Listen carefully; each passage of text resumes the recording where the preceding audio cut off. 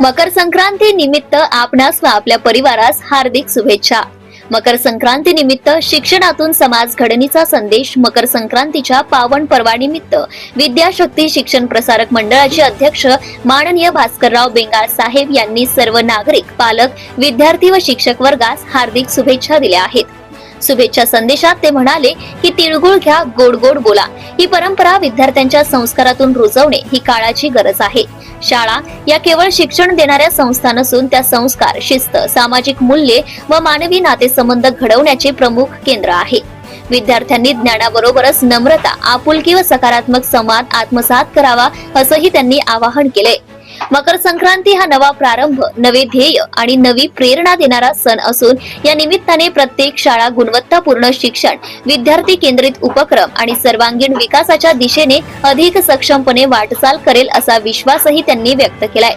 शिक्षक, विद्यार्थी व पालक यांचा समन्वय साधून शिक्षणाच्या माध्यमातून सुसंस्कृत व सक्षम पिढी घडवण्याचा संकल्प त्यांनी यावेळी पुन्हा अधोरेखित केला।